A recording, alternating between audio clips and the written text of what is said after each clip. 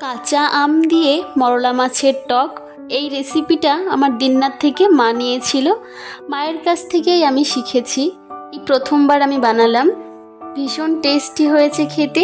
ভাবলাম আপনাদের সাথে শেয়ার করি। প্রথমে মরলা মাছগুলোকে ভালো করে কেটে ধুয়ে তার মধ্যে লবণ আর হলুদ দিয়ে মাখিয়ে নিলাম। মরলা মাছের সাইজটা কিন্তু খুব ভালো ছিল। একদম টাটকা মাছ হলে এর টক খেতে বেশি ভালো লাগে। এবার একটা কড়াইয়ের মধ্যে সরিষার তেল দিয়ে দিলাম। তেলটা গরম হলে মাছগুলোকে ভেজে নিতে হবে।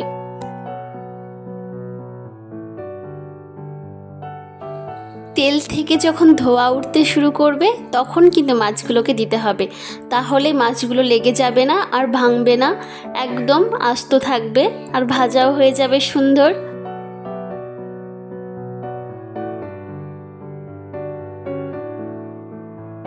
এক পাশটা যখন এরকম লালচে হয়ে যাবে তখনই উল্টে দিতে হবে মাছগুলোকে। তার আগে যদি মাছ উল্টে দেওয়া হয় তাহলে কিন্তু মাছগুলো ভেঙে যাওয়ার সম্ভাবনা থাকে, তাই এক পাশ ভালো করে আগে ভেজে তারপরে উল্টে দিতে হবে। দেখুন আমার একটা মাছও কিন্তু ভাঙেনি। মাছগুলোকে একটু কড়া করেই ভেজে নিয়েছি, যেহেতু জালে বেশিক্ষণ রাখবো না।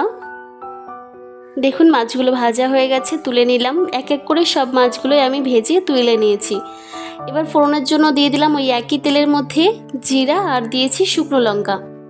মশলা হিসেবে কিন্তু কিছুই লাগবে না এই ফোড়ন ছাড়া। এবার আমি কাঁচা আমগুলোকে লম্বা লম্বা করে কেটে নিয়েছিলাম, দিয়ে দিলাম।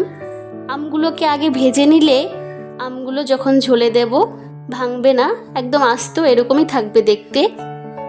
আপনারা চাইলে এই আমের পিসগুলোকে আরও ছোট ছোট ডুমডুম করে কেটে নিতে পারেন, তখন আর এই আমগুলোকে ভাজতে হবে না। আমগুলো ফোড়নে দেওয়ার সঙ্গে সঙ্গে জল দিলেই হয়ে যাবে। আমি আমগুলোকে ভালো করে লাল করে ভেজে নিচ্ছি। আম ভাজা হয়ে গেছে, এবার গরম জল দিয়ে দিলাম। ঝোলটা আপনাদের পরিমাণ মতোই রাখবেন। আমার বেশ এই টকের ঝোলটা খেতে খুব ভালো লাগে, তাই জলের পরিমাণটা একটু বেশি দিয়েছি। জাল ফুটতে থাকলে হাফ চামচ হলুদ আর স্বাদ মতো লবণ দিয়ে দিতে হবে। নাড়াচাড়া করে একটু জাল ফুটলে এর মধ্যে ভাজা মাছগুলো দিয়ে দেব। ভাজা মাছগুলো দেওয়ার পরে একটু নাড়াচাড়া করে জাল ফুটলে ঢাকা দিয়ে দেব একটা ঢাকনার সাহায্যে।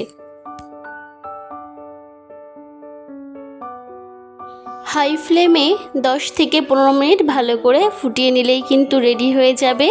নামানোর আগে কয়েকটা কাঁচা লঙ্কা মাঝখান থেকে চিড়ে আমি দিয়ে দিলাম, এতে করে কালারটা বেশ ভালো আসবে। ঝাল কিন্তু একদম সামান্য হবে, লবণ বা ঝাল কোনোটাই বেশি হবে না। আবারও 1 মিনিটের জন্য ঢাকা দিয়ে দিয়েছিলাম। দেখুন ঝোলটা আর একটু শুকিয়ে গেছে। এবার নামিয়ে নেব আলাদা একটা পাত্রে। রেসিপিটি ভালো লাগলে অবশ্যই লাইক, কমেন্ট, শেয়ার করবেন।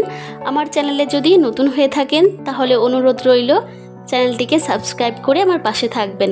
ধন্যবাদ।